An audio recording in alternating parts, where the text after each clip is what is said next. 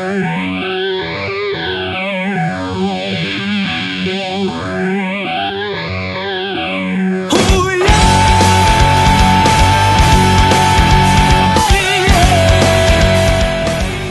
what's up guys? This is Hans from the Eclectic podcast, and today we're going to be taking a look at the Perfection Series PS01 Sphinx. This is from Ocular Max. Real quick, we will take a look at the packaging. Really nice box, actually. Really nice artwork on the front. Obviously, it says die-cast right there, embossed in a nice chrome. At the top, it says PS01 Sphinx. I've got a little damage on this box. That's why I was able to get it, because these actually went pretty fast. On the side, we have some artwork of him in his bot mode. There is a close-up of his bot mode face. On the back, it's got a nice little transition from his alt mode into his bot mode. Shows you kind of the holographic driver. And there is his bio. Go ahead and pause that if you want to read that. On the box, nothing special, but a bunch of stuff I can't read. Maybe it gives you the location of the Ark of the Covenant. I don't know. But yeah, that's it for the package. Let's go ahead and let's open this guy up and take a look at what's inside. Alright, here he is outside of the package. Gotta say, I'm very impressed with my initial kind of thoughts on this figure. He does come with some additional accessories. So for instance, he does have an additional head here. Different face sculpt. Also with a different kind of a wind visor right there. On the front, just kind of a more plain Nempo printed stickers on there. We also get his blaster. I can't tell if it's molded in silver like this or if it actually is silver. But anyways, it is a really nice sculpt. Some nice molded details in the gun itself. We also have his missile launcher for his shoulder. The missile is nicely chromed out. The launcher piece itself is kind of a shiny black plastic, and then on the back it kind of has a black or a flat silver end piece. We also have his spec card, which again gives you the same bio, kind of what we saw on the back of the package. We also do have his tech specs down there in the corner, and they are in English. Thank God. We also have his instructions, and this is actually a really cool manual. I really enjoy kind of how they did this with the different colored pieces of what you're going to be working on while you're transforming the figure, and just kind of takes you through a process step by step. Nice full color booklet. And then of course there is your credits for who all was involved in the creation of this figure. And there were actually quite a few people involved, a lot of different companies. And then this also came with the parachute, which is limited to the first run of this figure. The parachute itself is a flexible vinyl. It's kind of nicely done in yellow. And then it also comes with another head sculpt, which I guess is the original head sculpt for this mold that they had released with the samples. But we'll move on to that later on. Just looking at the detail of the figure itself, nice weight. I can't get over just how nicely done everything is. It's got real rubber tires. It does have articulating front axles, so you can kind of give it some racing type poses, which is really cool. It's got some really nice paint lines all the way throughout, along with all the tampo printing. There was a lot of care that went into this figure, and with that weight, it feels substantial.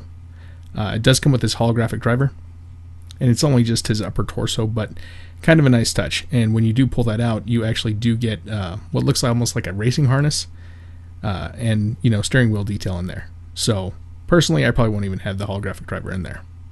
Now you can also still do weapon storage on the figure. Missile launcher tabs into the back right here. And then you can go ahead and take the pistol, and you can tab that into the opposite side of the spoiler. And normally I'm not crazy about attaching weapons in vehicle modes, but this actually looks kind of cool, just with the spoilers and just kind of the down and dirty feel of having a race car, Formula 1 racer with weapons on it. Take a look at the panel lines on here, that red line. Some of that stuff looks great. I mean, I do have a couple complaints about some of the paint, but for the most part, I mean, it's incredible. Incredible job. I'm really taken away with this kind of mold in general. underside of the figure is very clean. We don't see a lot of kibble going on down here at the bottom, which is a nice touch. And just overall, like I said, I mean, just the look and feel, it speaks high quality. I don't think that was something I was necessarily expecting from this figure, and maybe that's just because I haven't done a whole lot with third party. I've done KO, and I expect kind of some quality drops from them, and I've done a lot of Takara, but this actually is a very nice piece, and it really does feel like a masterpiece figure, which really took me by surprise. I don't know why I'm so surprised. The reviews were great for it already. Let's go ahead and get them through transformation. First thing we want to do is rock these tires back. And they're on an interesting hinge, and you may want to adjust that spoiler just to give you the proper clearance you'll need. Just go ahead and adjust that back on both sides. You'll do the same thing on both sides of that. Just bring it back. Bring down the legs. Untab this from the front. Bring that back. Swing it back again. Separate the legs at this point. Take these tabs. Don't flip them all the way back down on those side panels, but kind of rock them back on the side. And on the back here, you'll see there's a notch there, and then there's a post on the back of that, and you're just going to clip these together. Same thing with the opposite side. Just rock it back in there. Tab that notch into that hole. Boom. You want to take these down there on the hinge, and those will just fill out kind of his ankles on the front there. Same thing with the opposite side. And then you'll go ahead and we'll flip these die-cast blocks down, and they are die-cast, which is a really cool touch. Die-cast blocks on the engine itself. Genius. Just flip those down. You'll take this back piece here, lift that up, and then just kind of work it and separate it as you work its way up the tabs. Rotate that around on the chassis and bring it back up. Now on this side, my arm is a little bit loose on that shoulder, but they're supposed to initially just kind of pull out and tab. They're on a slide mechanism, but then you'll go ahead and you'll undo those shoulder, I guess, armor pieces, and then accordion the arms down. Take this little panel here and flip out the fist, and then you'll take that panel and flip it back, and it's just kind of on a slide. They don't really lock into anywhere, but that's how those work. Same thing on the opposite side. Undo that armor piece from the shoulder or from the arm itself. Flip out the fist. Get that slide kind of position where you want it. Collapse that front air dam, and then you're going to work that chest piece all the way kind of up through that hole that you just made. Collapse the tires back in upon themselves, and they will give you kind of a nice little click once they are actually in their proper spot. And you will hear the click. I'm doing a voiceover, so you're not going to hear the click on the video. Go ahead and collapse that back down, the chest on itself. And then you can work this piece up there at the top of the chest kind of to where you want it. You're going to flip in these little white pieces on the sides just to kind of fill in the abdomen section on the side there. And then you're going to grab the head and pop it up. And that's pretty much it. There he is, all transformed. A really unique transformation. Nothing that's overly difficult for this figure. Let's go ahead and get his mounted. You'll take that shoulder, and there's a notch that it'll just kind of fit into right on top of his upper shoulder. And then you can go ahead and open up his hand. It's kind of a typical Masterpiece kind of plug, where you've got the notch in the grip. Move down the thumb. I find just getting him out of the way is kind of the best thing to do. Just kind of close that in there, and then close up the fist around it. And there he is, all weaponed up. They did some really cool cues on this guy. I do have that problem with the shoulder not properly locking, but it does, overall, I mean, it works pretty well. I can't complain too much. Such a unique figure. I've got to give it that. I've never seen anything quite like this transformation. Looking at the head sculpt real quick, really nice silver detail on that face. I like the blue in the eyes. Really excellent attention to detail. Again, these guys, I think there's something about the level of care that they've shown with this figure that really impressed me. And real quick, just to kind of give you an overall feel of that attention to detail and care that I see in this figure. If you look at the back, the back cleans up very nicely. Having, you know, the wheels actually become the feet, I thought that was super unique. Not something I've really seen before, and he's really sturdy. Articulation-wise, his arms do move all the way around. This is the shoulder that has the issue. You do have an upper bicep swivel. Arm can bend up to about 90 degrees. You can kind of cheat it and start to go further, but what starts to happen is that slide mechanism will move forward and it'll end up tilting that wrist forward. So I mean, you can kind of cheat it just to get you a little bit more of an angle, but not anything too great. Yeah, that shoulder bothers me, but it's not a deal breaker. The hands are a little bit smaller, I think, than what I would like to see on this figure. They feel a little bit tiny, and I don't know how crazy I am about that slide panel thing.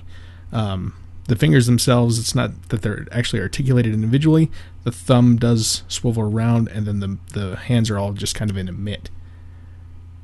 Yeah, that slide panel. I don't know what my thoughts are on that. I think I give them props for the uniqueness of it, but I don't know if I'm particularly fond of that. Hips are on friction joints. You let the skirt pieces, you can get them up about that far forward. You can get them that far back. They go out pretty much all the way. You do have a swivel at the thigh up at the top from the friction joint up there, but I didn't show that there. Knee gives you a pretty far bend, and then you do have the rocker in the foot action. You also do have a hip rotation or a waist swivel, and then as well as an ab rocker. The head can look pretty far down too. Real quick, we'll take a look at his vinyl parachute here that he came with. Really nice soft vinyl with steel rods that come down the sides to kind of give it some friction to hold it up in the air. He can't be holding his rifle when he is holding his parachute, but you want to just go ahead and open up the hands, and then the control grips that the parachute comes with has little tabs just like a pistol would that you can just tab in and close down the fists. Same thing with the opposite side. And there you go. That kind of gives you an idea of how his parachute works. It's kind of unfortunate that it didn't come with a stand or something like that just to kind of prop that up, but cool nonetheless. Not something that was necessary, but just kind of a nice little extra touch. So if you can, I mean, I would recommend getting a hold of him with his parachute. It's a cool little feature. Yeah, he needs a stand or something because that's kind of droopy. But all in all, I'm very impressed with this figure. There's a lot of care and love that kind of went into the figure itself. They did some really clever cues when it came to the transformation.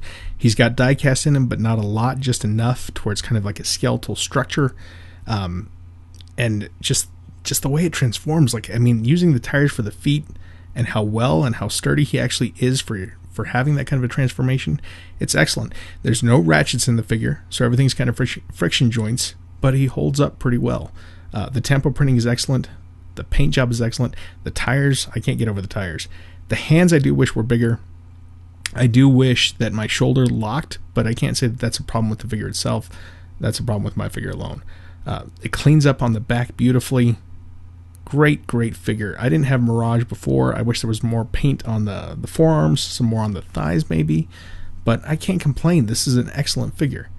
From top to bottom, there was a lot of care and a lot of thought that went into it. With the weight and the heft that he has, awesome. I recommend. You got to buy him. Anyways, guys, thank you for watching. Peace out, and we will talk to you soon. Bye.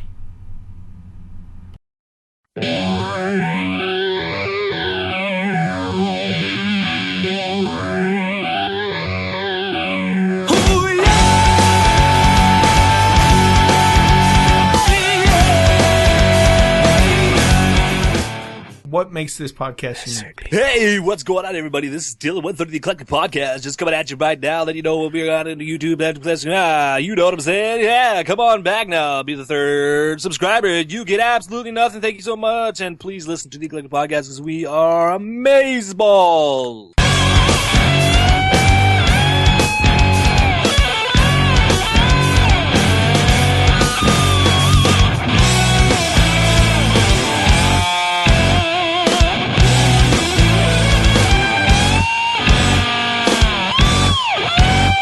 Yeah, we're probably not quoting Mel Gibson ever again.